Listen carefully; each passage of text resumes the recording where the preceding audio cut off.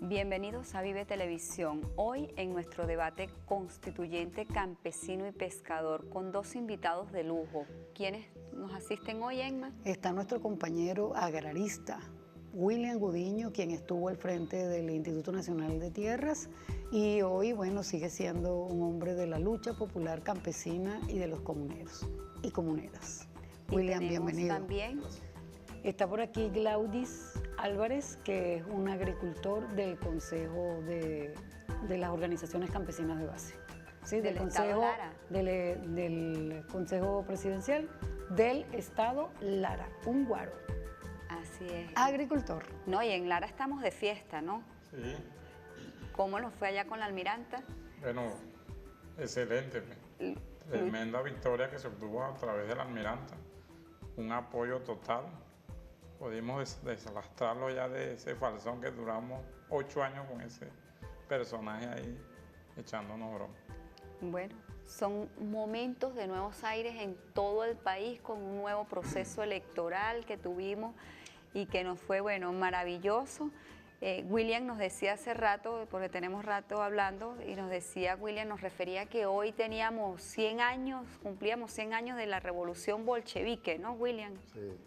100 años de la asunción de los soviets, que es un poco lo que para nosotros es las comunas, ¿no? Las comunas sectoriales y territoriales, y los obreros, campesinos y milicianos, o militares, pues, milicianos, el pueblo en armas, pues, en todo caso, las tres maneras de organizarse el pueblo que asumieron el poder fundamentalmente en lo que lamentablemente en la extinta Unión Soviética, pero un ejemplo muy importante para el mundo. Conozco compañeros que estuvieron en la Unión Soviética en su época de mayor esplendor y me decía que en el metro en Moscú y en otras ciudades de la Unión Soviética uno veía a los obreros leyendo, debatiendo en el metro, como un poco lo que uno ve inclusive en Venezuela, que antes la gente no debatía de política. Todo el mundo aquí habla de la Constitución. Y todo el mundo ahorita habla, es un tema que logró gracias al comandante Hugo Chávez, y que, bueno, con Nicolás continuamos, que el pueblo ha avanzado pues, en la politización de sus ideas y de su vida. Pero en el 1919, claro, venía Lenin en otro contexto distintísimo al de nosotros, pero casualmente, 2017, ellos también pasaron por una situación parecida a la nuestra en cuanto al desbarajuste, como decía Lenin, y evitando la descampesinización, tomó control inmediato, hizo medidas resueltas, y uno de sus proclamas era el pan y la paz, ¿no? Nosotros estamos hablando de la paz y evidentemente el papeo y la paz son lo primero. Entonces Lenin toma medidas resueltas y en las medidas que toma, entre las medidas que toma el control, hace una contabilidad general en todo el país, sobre todo en las zonas cerealeras, toma control de cuánto estaba sembrado, de cuánto se tenían en graneros, y justamente custodia con armas la producción y luego custodia con armas el transporte, porque allá, como aquí, las rutas de los camioneros, allá las rutas de los ferrocarriles. Entonces esas medidas dieron resultado a pesar de que ellos confrontaron una guerra civil inmediatamente, que por supuesto salió el pueblo ruso victorioso, en este caso los bolcheviques y los kolhat, que era quien ellos llamaban los agricultores organizados. Entonces, bueno, esas medidas resueltas que toma Lenin son exactamente las que nosotros estamos, no exactamente, pero son medidas como las que nosotros estamos tomando, y el presidente Maduro pues está allí junto con la Comisión de Economía batallando justamente para poder lograr control de los alimentos. Emma, y en función de ese argumento que tú estás planteando, que lo que hizo Lenin en 1917, nosotros aquí en Venezuela llamamos a un proceso constituyente, lo hizo el comandante Chávez, el comandante Nicolás Maduro, perdón, en función, el principal paradigma era la paz. Entonces, en función de esa paz, nosotros fuimos a un proceso electoral el 30 de julio con la constituyente, llamamos a un proceso electoral el 15 de octubre y sería apropiado que viésemos ahorita cómo fue la juramentación, el proceso de juramentación de los candidatos opositores que resultaron electos a gobernadores. ¿Les parece? Lo tenemos preparado, vamos a revisarlo, vamos a verlo. De acuerdo. Distinguidos gobernadores y gobernadoras, juran ustedes, por el Dios de sus padres, defender la Constitución y las leyes de la República. Juran ustedes defender la soberanía y la integridad territorial de Venezuela. Juran ustedes jamás prestarse para actos de violencia contra el pueblo de Venezuela que altere la piedad de los ciudadanos. Juran ustedes respetar y jamás traicionar la voluntad del pueblo de sus respectivos estados que los eligió. ¿Lo juran? Juro por Dios, y es el momento del entendimiento nacional, es el momento del respeto a las autoridades, es el momento del respeto al pueblo. Hoy, en este acto político, el cual el pueblo de Nueva Esparta me otorgó esa atribución de poder estar en el lugar que sea para defenderlo y para asumir los compromisos y las atribuciones que me otorga la Constitución del año 99. Lo juro.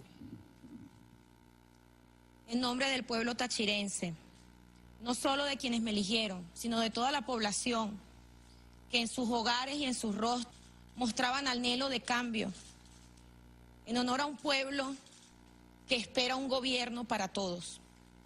Juro por mi Táchira que no voy a abandonar la lucha y que voy a juramentarme como gobernadora en este hecho político en el que he sido invitada. Como un hecho político, entendiéndolo bajo la Constitución actual, la Constitución que fue producto legítimamente de un proceso real constituyentista, precisamente, y por Mérida y por nuestro país, entendiendo esto, es el pase para poder realmente ejercer la gobernación de Mérida, y por un voluntariado que representa 1.150.000 habitantes, mantendremos nuestros principios democráticos, mantendremos nuestra lucha social bajo los principios ideales que siempre hemos comulgado, respetando a quienes realmente discrepan de nosotros, pero nuestra conducta es democrática y seguirá siendo así, independientemente de la postura por la cual políticamente estamos acá. Bajo esos conceptos. Estoy jurando, lo juro.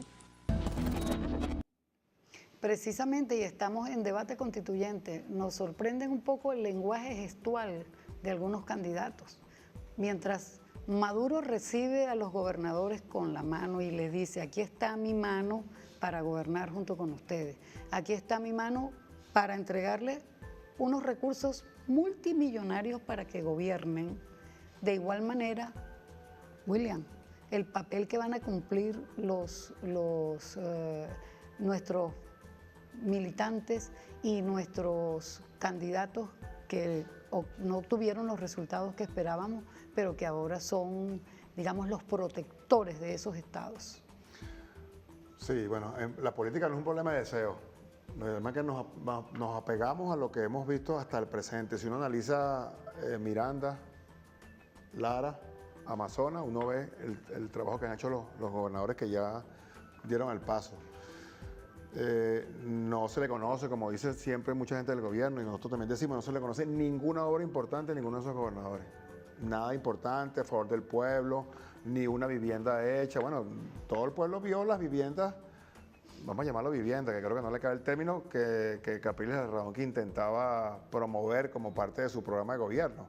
Y ustedes se recuerdan aquel video que vimos, la persona explicando, y el techo, ay, te quedó no sé qué, y bueno, y te faltan las paredes y el piso y los baños, pero estás mejor, ya has avanzado. Por Dios. Cuando nosotros vemos las viviendas que entrega el gobierno bolivariano, sin comparación, uno siempre se recuerda, además que todavía están por ahí, pues la vivienda que entregó la Cuarta República. En Lara está, tú te acordás, Gaudí, las de conocer, las sábilas, eso era un desastre, hicieron un urbanismo entero en una zona de arcillas expansivas, el famoso urbanismo que se estaba cayendo en Tacagua, etcétera, etcétera. yo lo denominé en algún momento determinado que estando en Anzoátegui, en el Tigre, en la mesa de Guanipa, un trabajador me llevó a que viera su vivienda, él de verdad con mucho orgullo, pero yo no le quise decir la tristeza que me dio cuando vi aquella vivienda. Y yo la llamé en ese momento la promiscuidad institucionalizada, porque aquella vivienda no tenía ninguna pared interna. En el baño no tenía las piezas sanitarias, no tenía friso, ni tenía pared, y en el urbanismo no había ni agua ni luz. Eso fue en el año 86 por ahí. Eso es lo que entregaba la Cuarta República. Quizás, no hay que decirlo, hubo algunos urbanismos donde hubo mejores cosas. Pues. Cuando el Banco Obrero y de la Bativa. Pero esos fueron los inicios, cuando había todavía algunos rezagos de honestidad en ADE y COPEI. Bueno, del Banco Obrero. Pero digamos que al final, eso era un desastre, el asalto al tesoro público, y lo que le entregaban al pueblo era un desastre. Entonces yo, como repito, yo en ese momento acuñé esa frase de la promiscuidad institucional, porque no había paredes, entonces la gente tenía que dividir sus habitaciones con cortinas. ¿Qué va a pasar con Guanipa? Yo me lo estoy preguntando, porque fíjate, mientras que nuestro presidente tiende la mano, le dice, aquí están los recursos para que gobierne, y nuestros gobernadores electos salieron de una vez a gobernar. El caso de Marcos Torres ya está recorriendo el estado de Aragua. Está ya recorriendo el estado de Aragua para que cumplir lo que dijo así, cumplo con lo que prometí en campaña. Y ya hizo toda su agenda de visitas, de contacto. Cómo dio continuidad a una dinámica que no le quedó tiempo de celebrar porque la campaña fue toda una fiesta, ¿no? Vino completa. Entonces, y así lo están haciendo no solamente Marcos Torres, sino la mayoría de todos nuestros candidatos electos, que ahora son gobernadores juramentados, están en pleno, voy a copiarme de nuestro amigo de dossier, en plena actividad, no en pleno desarrollo, sino en plena actividad gubernamental. A estos, Guanipa, yo no sé cómo va a ser, más allá de ir a ser como el avestruz. Esconder la cabeza, pero fíjate, más allá de los elementos materiales que pudieran garantizar y pudiesen verse reflejado en obras materiales, ¿verdad? Están los elementos de orden espiritual, lo que se tributa para el proceso organizativo del pueblo, que no existe, y lo que se puede construir desde el punto de vista de lo que es el discurso, la teoría, la dialéctica. No tienen un discurso de amor, no tienen un discurso de unión, siempre van al odio. Debiésemos escuchar, después de la juramentación de estos gobernadores opositores, vamos a escuchar lo que dice Delcy Rodríguez, lo que sucedió en esa juramentación, ¿les parece? Sí. Vamos a escucharla. El día de hoy se presentaron los gobernadores de los estados Nueva Esparta, Táchira, Mérida y el estado Anzoátegui a prestar juramento ante la Junta Directiva de la Asamblea Nacional Constituyente. Fue firmado un acto constituyente fundado en el decreto que contempla el pleno funcionamiento en armonía del poder constituyente con los poderes constituidos, mediante el cual se establece la subordinación al poder constituyente originario de los poderes constituidos, así como la obligación de prestar juramento ante la Asamblea Constituyente para, una vez ya prestado el juramento, ir a los consejos legislativos estadales a juramentarse. Bueno, ha sido un acto muy importante con mensajes muy claros para el país de la necesidad de la convivencia democrática, de la convivencia pacífica, de respeto a la voluntad, lo que eligió a nuestros gobernadores. Lamentándolo mucho, no se juramentó el gobernador electo del estado Zulia. Bueno, las leyes de la República están para cumplirse y para respetarse. Así que estas acciones tendrán sus consecuencias, sin embargo queríamos compartir con el país este hecho tan importante. Aquí está el acto firmado por los gobernadores de los 4 estados del Partido de Acción Democrática que prestaron juramento ante la Asamblea Nacional Constituyente. Bueno, los gobernadores electos que son de la oposición prestaron juramento ante la Asamblea Nacional Constituyente, reconociendo parte y todo el proceso de paz al que ha llamado la Asamblea y que fue el motivo principal por el cual se llamó a esta Asamblea Nacional Constituyente. Como lo dijo bien claro Delcy, la Asamblea Nacional Constituyente es un poder supranacional. Ya ellos prestaron juramento, leyeron el decreto de convivencia para la paz y la estabilidad de la República y este decreto de convivencia de los poderes, ellos al releerlo y firmarlo, pues entienden bien que tienen que gobernar en función de lo que dice la Asamblea Nacional Constituyente como suprapoder. También ellos van a dirigirse al CLEN, lo que es el Consejo Legislativo Estadal de sus respectivos estados, para prestar juramentación. En cuanto a Guanipa, que no se presentó a la juramentación, tiene que entender que ciertamente está gozando de ilegitimidad e ilegalidad, porque desde un principio fue la Asamblea Nacional Constituyente la que llamó a este proceso de elección. Ahora, habiendo leído y escuchado a Delcy, nosotros debemos compartir un poco lo que vivió el movimiento campesino en este proceso de elección, cómo se compartió, cómo se vivió en el estado Lara, que es un estado donde hay muchísimos movimientos campesinos y están bien organizados, no solamente los campesinos, sino los comuneros también. Y pues para eso tenemos a Glaudi Álvarez de allá del estado Lara, que va a compartir con nosotros la experiencia de ese proceso electoral. Compartimos un minuto y nos vamos al corte, ¿le parece? O lo conversamos cuando venimos, vamos al corte y lo conversamos de regreso. Entonces nos vamos al corte.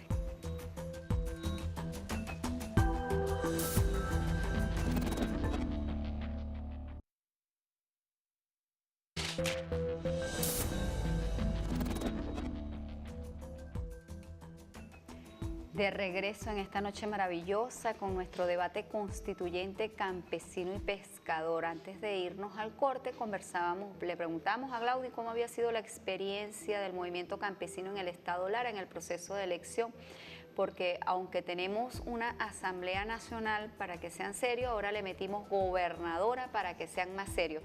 Nuestra etiqueta del día de hoy, numeral ANC, para que sean serios. Glaudi, por favor, ¿cómo fue la experiencia allá en el estado Lara con el movimiento campesino? Bueno, como les dije la vez pasada,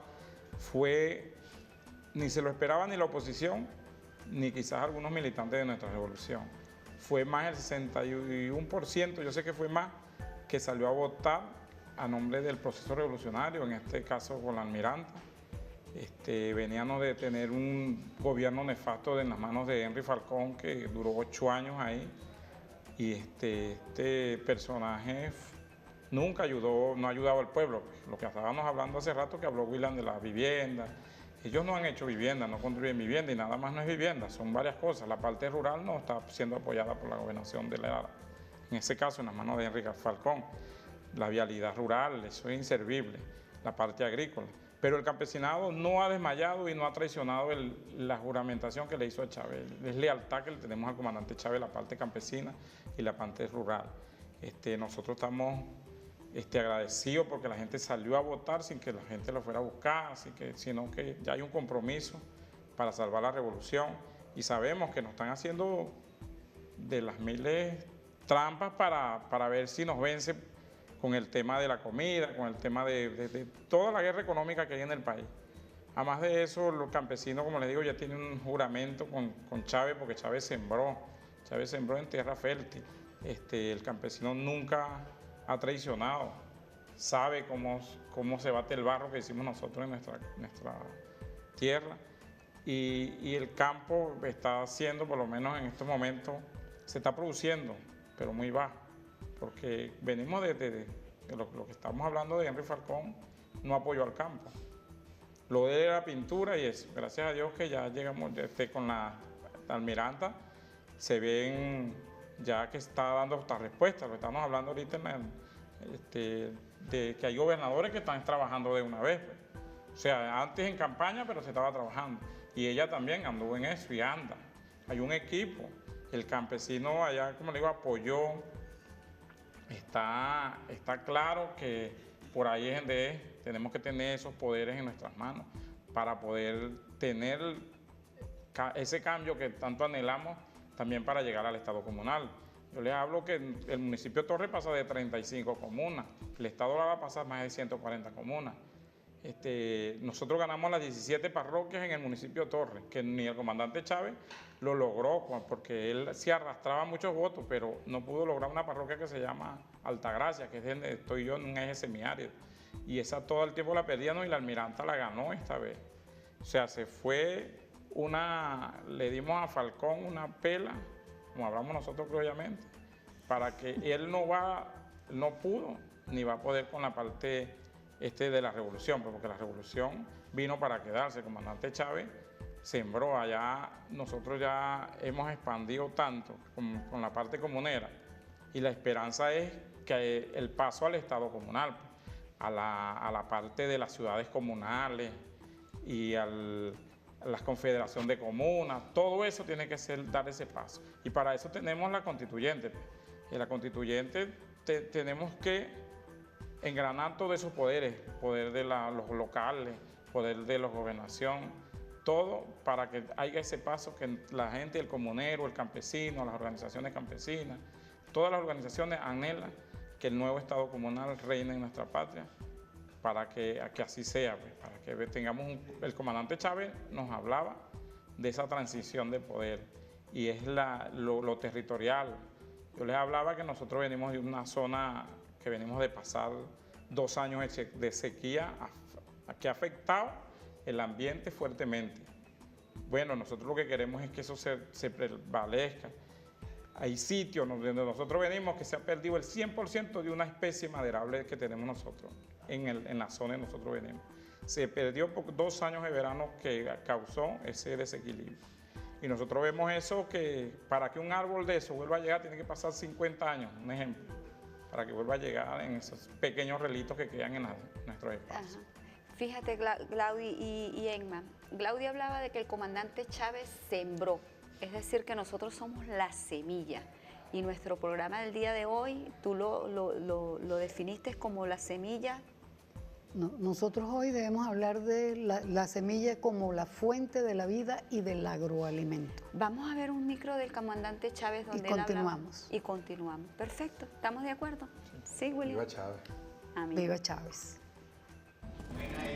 En Venezuela estamos trabajando y ya hemos prohibido un ensayo que nos querían meter por ahí con transgénicos, y estamos poniendo la barrera respectiva a nivel nacional a los transgénicos, que hacen mucho daño a la agricultura y sobre todo a la soberanía de nuestros pueblos. Tenemos que avanzar más en el tema de las semillas,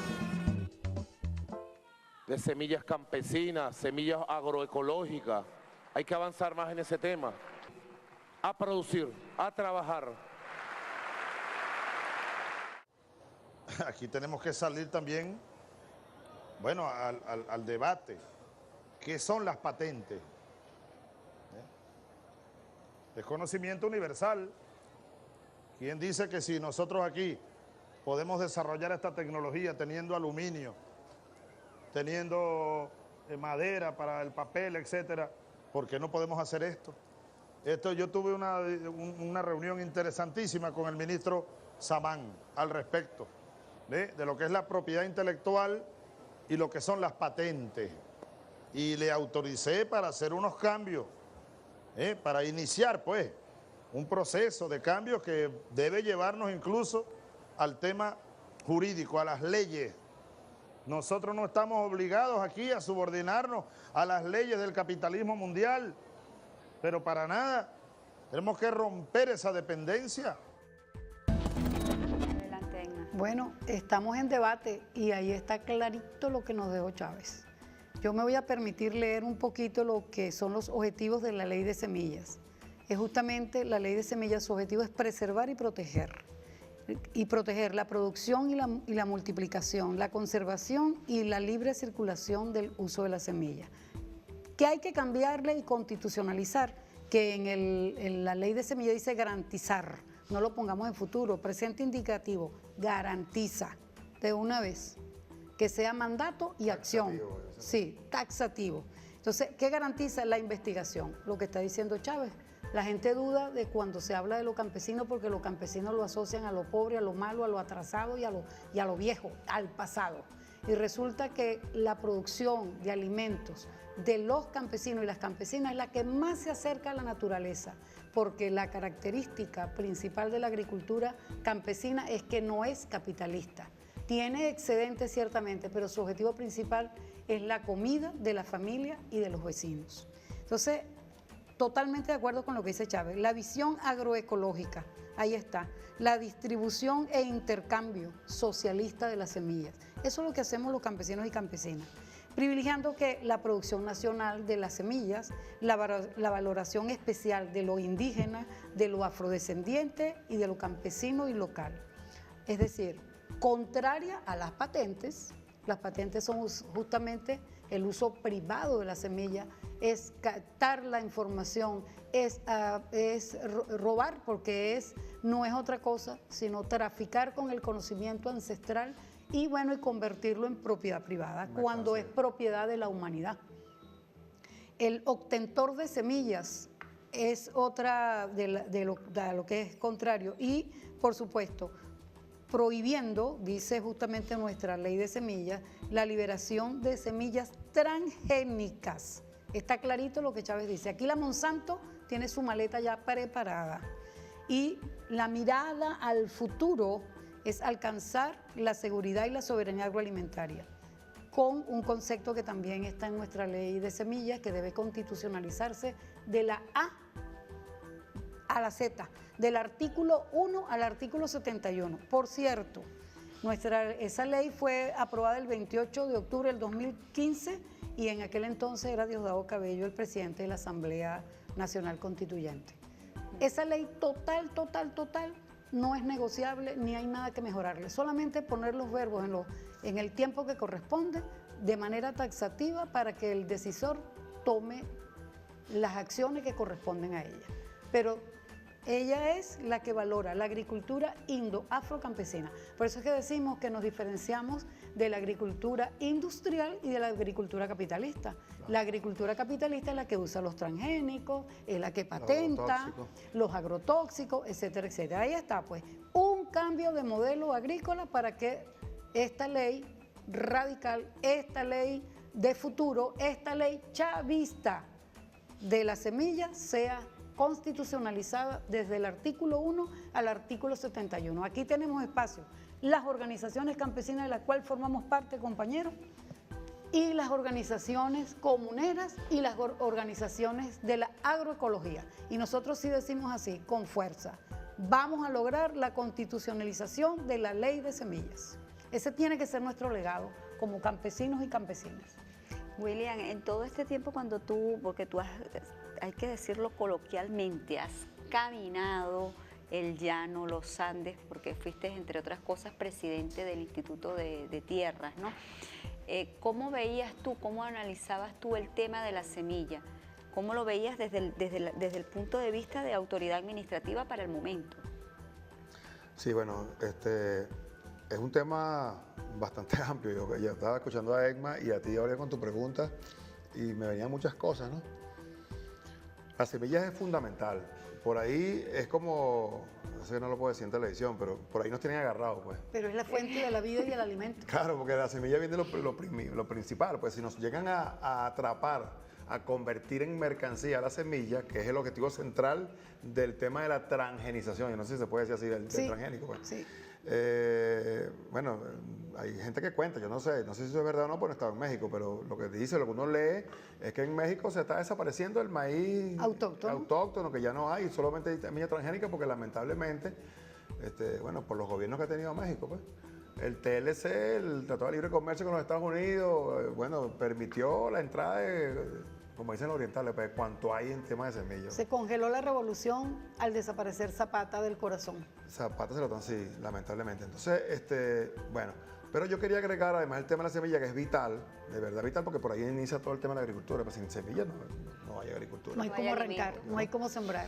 Sí, hay muchos temas. Por ejemplo, estando yo en el INTI, como tú decías ahorita, Relene, se me acercó gente, por ejemplo, recuerdo en este momento compañeros de los Valles del Tuy, de un Fundo Zamorano, y ellos me decían que el alcalde, yo ahorita no recuerdo si era el alcalde, creo que era el alcalde, le decía que ellos no podían construir viviendas en el Fundo Zamorano. Entonces yo decía, ya va, una cosa es que evitemos que se hagan urbanismos masivos, que se convierta en una urbanización, y otra cosa es que no se pueda hacer vivienda. Entonces el tema de lo agrario, más allá de lo agrícola, porque no podemos, hay cosas que transformar, muchas cosas que transformar. Por eso te decía que pensaba en tantas cosas y estoy atropellando temas. Pero el tema agrario es importante ponerlo en la palestra. Así Evo dio un ejemplo cuando construyó el Ministerio de Desarrollo Agrario. Y lo dirige una campesina. Y lo dirige una campesina que además seguramente es indígena. Nemesia, sí, Nemesia es indígena. Entonces, el tema de la agricultura, nosotros fíjate que la gente cómo se organiza, la cadena del maíz, de la cebolla, del tomate, ¿y dónde están los campesinos ahí? Entonces, hay que partir por cambiar la visión del ministerio, donde lo agrario es lo más importante. No es que obviemos la producción, ojo, nadie puede pretender que estamos diciendo eso, pero es que si el campesino no tiene los servicios, bueno, Gaudí me ha contado el tema de la zona semiárida, hablamos hace rato desde el programa, él me decía que de la comuna, más o menos 1 hora en moto para llegar a donde está el local de la comuna. Así era más o menos, Claudio, tú me decías. Es que no se puede. Porque no se las puede. vías están en deterioro terrible. Si acaso alguna vez hubo, no lo sé. Los asistidos que tuvo Henry Falcón. Pero entonces, si no se atiende el tema de la vialidad, el tema de la uso de la tecnología, el tema de la semilla, el tema de la vivienda campesina, el tema de la cultura campesina, o sea, toda la vida del campesino. Entonces, bueno, la gente se sigue yendo para la ciudad, compadre. William, entonces hay un tema del modelo societario que estamos promoviendo. Así es. En Venezuela, termino con esto para que intercambiemos, Venezuela tiene, cuando la China tiene 70% de población agraria y Argentina tiene 37%, Venezuela tiene 5%. 3%, William. Fíjate una cosa, 3 veces ahora es peor. Tú acabas de hablar de una cosa bien importante. La agricultura que hasta ahora hemos practicado es atomizada. Y tú estás hablando de una agricultura sistémica. No podemos seguir enfocando la cuestión agraria sin lo agrícola. Y no podemos creer que todo se resuelve con kilos y quintales. Y los actores y las actoras del proceso de producción, ¿dónde estamos? Sí, porque yo me incluyo, yo soy agricultora. ¿Dónde para la mujer campesina? ¿Cómo ¿Dónde vive? estudia el hijo del campesino? Hay un esfuerzo. ¿Dónde va al cine? Y el hijo del pescador. Hay un William. esfuerzo del Ministerio de la Agricultura y Tierra, que ahora está la viceministra Mónica Bello al frente justamente de la parte campesina, pero todavía subsiste el enfoque de creer que se tiene que tutelar al campesinado. El campesinado lo que requiere es autonomía campesina y transformación agraria. ¿Y en qué consiste la autonomía? Bueno, la semilla es el tema principal de la autonomía y la transformación con todo lo que tú acabas de señalar. Ese es el enfoque que aspiramos. Hoy en la mañana, por ejemplo, estuvimos hablando con la viceministra Mónica Bello, justamente sobre eso, sobre el modelo de desarrollo que se ha diseñado desde el Ministerio. Y yo me voy a permitir decirlo aquí, es un enfoque eurocéntrico. Es todavía un enfoque hecho desde lo urbano y no desde lo rural. Entonces, a pesar de que se hace un esfuerzo de que los voceros y voceras, que en este caso somos constituyentes del sector campesino, estemos presentes, pero estamos presentes para una consulta que debió comenzarse a hacer con las bases campesinas. Nosotros apenas somos voceros, pero la realidad, quien la vive objetivamente, son nuestros hombres y mujeres del campo. Así es la cosa, Brailene. Bueno, estamos en eso. Fíjate, con todos estos argumentos para la transformación agraria y la autonomía campesina, nosotros nos vamos al corte, no sin antes recordarles que la etiqueta del día nuestra es numeral ANC para que sean serios. Ya regresamos.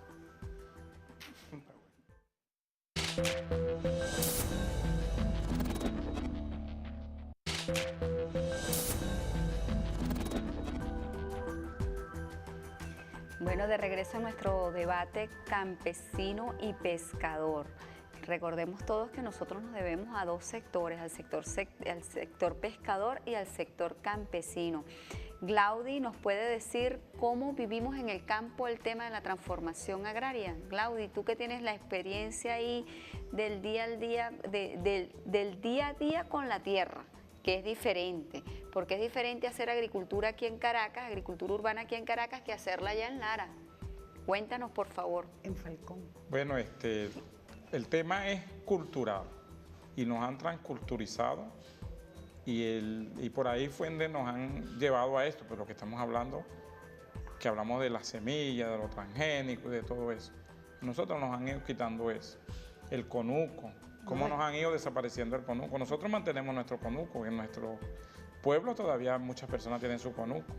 Y no es el conuco que es un monoproductor, sino que ahí te tienes el chivo, te tienes el ovejo, tienes el cochino, tienes todo. Y lo bueno que es un pez de oveja. Bueno, y entonces nosotros contamos con eso, pues tenemos las plantas medicinales. hay conuco, pero ¿qué ha pasado? Los modelos de desarrollo que nos han ido enfocando en el país, unos modelos de desarrollo desastrosos. Cuando tú dices nos han ido enfocando, ¿quién, Glaudi? ¿Quién te los Bueno, en esta parte lo hablo del capitalismo, la gente capitalista. A nosotros nos están haciendo un peladero en nuestra zona, lo que les hablé de la sequía. Ellos están deforestando lo poco que hay. Caray. Y ahí se está acabando el conuco y se está acabando todo. Los chivos van a desaparecer. ¿Pero quiénes ellos? Los pudientes, los que tienen plata, los que se empoderan de los espacios. Pero para deforestar, para sembrar, para implantar otros cultivos. Exacto, monoproductores del pasto, un ejemplo. Antes era la caña. Cambio de cultivo. Claro, antes era la caña, ya no es la caña, ya es el pasto. ¿Ese pasto va hacia dónde? Ese pasto va para los hipódromos. No estamos en contra de que los caballos coman en las vacas, pero es que están acabando con lo poco que hay. Entonces, el chivo, la cultura caprinera, de los criadores caprinos o ovejinos. Del semiárido. Estamos hablando del van semiárido. a desaparecer. ¿Por qué? Porque ya no el alambre va a acabar con eso. Y la desertización. Entonces, ¿no? hay una desertificación. Cuando tú hablas del alambre, hay que explicar, hay que graficar, porque este programa lo ve mucha gente de aquí de la ciudad y no entiende. Cuando tú dices el alambre, o sea, explícale a la gente que se hacen cercas y que los cercados son de alambre. Eso tenemos que... Bueno, yo le hablo del alambre porque nosotros tenemos una zona que no existía eso, no existe. El alambre no existía en la zona. Exacto, nuestros animales andan comunal, esos son terrenos comunales. Los del amigo, lo que dice William, vienen unos de un caserío en otro, se encuentran. Los animales son comuneros, pues ellos se encuentran entre ellos.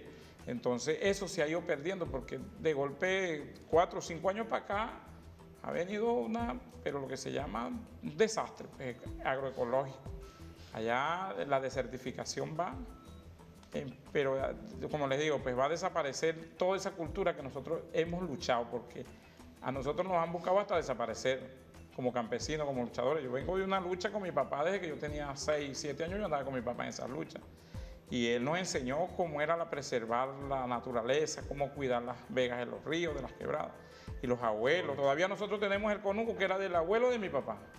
Vale. Para que ustedes vean. Y hay zonas que están protegidas, hay otros conucos que son antiguos. Pero ese cambio de cultura, esos modelos de desarrollo nuevos que hay, va hacia eso. Hay estudios que piensan como crecer la poligonal urbana, que después que esto esté un peladero, vamos a hacer urbanismo, lo que habló William de los urbanismos. Que esas tierras ya no dan nada, que esas tierras, entonces vamos a construir. Pero ya eso tiene visión, ese es el capitalismo salvaje. Hay gente que tiene, sabemos que hay gente de por lo menos empresas transnacionales. Ese es el valor de cambio que se le da a las tierras. Unas transnacionales que andan tras de esas tierras, porque son unas tierras muy apetecibles. Están a la orilla de carretera. El pueblo 4 o 5 minutos, 4 kilómetros. El agua en el subsuelo 60, 40 metros.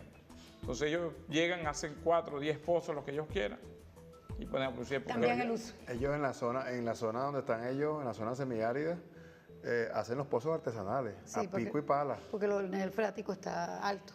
Eso es extraordinario. Y la zona semiárida es una zona que no solamente conserva la cultura, sino que también conserva su semilla porque es parte de la cultura. Sería interesante, compañeros, que viésemos un micro que tenemos sobre la semilla transgénica para ver cómo ha incidido eso en los alimentos. ¿Les parece? Lo vemos y discutimos, continuamos debatiendo. ¿De acuerdo? Un puñado de grandes corporaciones biotecnológicas pretende implementar en todo el sector agrícola el uso de sus semillas transgénicas, una amenaza para la salud del ser humano y del medio ambiente y un riesgo para la biodiversidad, necesaria para enfrentar los desafíos del cambio climático y garantizar a los pueblos una alimentación de calidad. Dominando el mercado de semillas, este pequeño grupo de corporaciones pretende dominar el mercado mundial de alimentos y con eso tener en sus manos el destino de todos los pueblos del planeta. En muchos de los casos, los cultivos transgénicos producen alimentos estériles, cuyas semillas son incapaces de germinar y generar nuevos alimentos. El campesino se ve entonces obligado a comprar nuevas semillas transgénicas para cada siembra, además de los productos químicos indispensables para las mismas. De ese modo, se vuelve completamente dependiente de las multinacionales. Semillas y químicos no son nada baratos. Frente a los altos costos de la agricultura transgénica y a la destrucción de la semilla natural, los campesinos son a menudo expulsados del trabajo agrícola y terminan engrosando la cinta de pobreza en las periferias de las ciudades. En India, casi 300.000 campesinos se suicidaron por el fracaso económico que conllevó para ellos la llegada del algodón transgénico. 8.000% más caro que el tradicional y demandante de condiciones específicas de siembra a las que los pequeños campesinos no tienen acceso. Las corporaciones defienden su accionar criminal alegando que los transgénicos alivian las hambrunas gracias al buen rendimiento de sus cultivos. Lo que no dicen es que la causa del hambre en el mundo no es la insuficiencia de comida, sino la pobreza, la falta de acceso a los alimentos y a la tierra para cultivarlos. La FAO calcula que solo con los alimentos desperdiciados cada año en el mundo se podrían alimentar a 2.000 millones de personas hambrientas, 35 millones de las cuales viven en América Latina y el Caribe, la región que más produce alimentos en todo el mundo. Su extinción supone una amenaza a la seguridad alimentaria mundial, ya que la agroindustria prefiere usar los granos como alimento para animales y destinar el maíz al biocombustible, negocios mucho más rentables.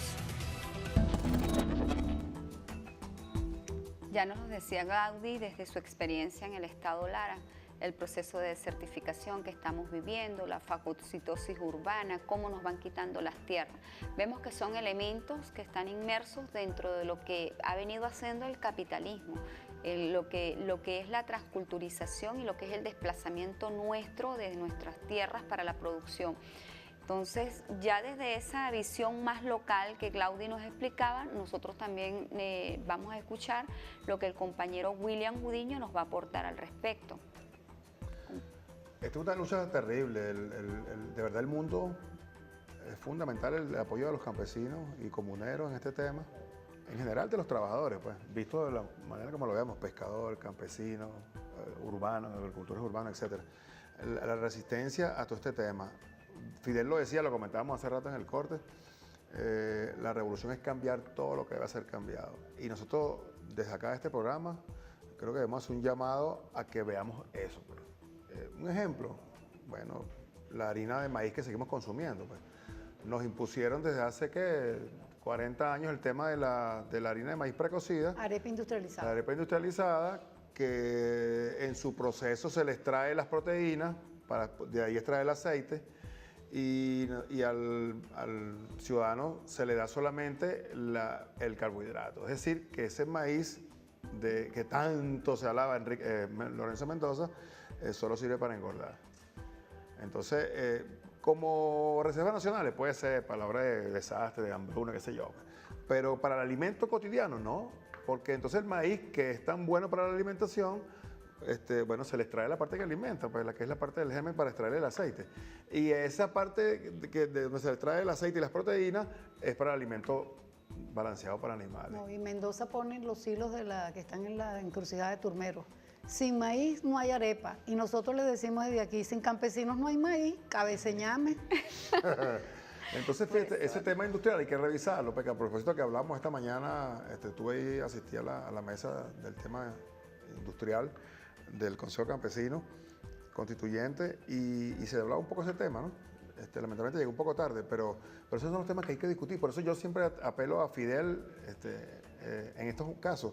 Revolución es cambiar todo lo que va a ser cambiado. Por eso, como hay que cambiar, por eso es que yo creo que lo que discutíamos hoy en la mañana, retomo el punto con la viceministra Mónica Bello, tiene realmente toda una razón de ser de un debate.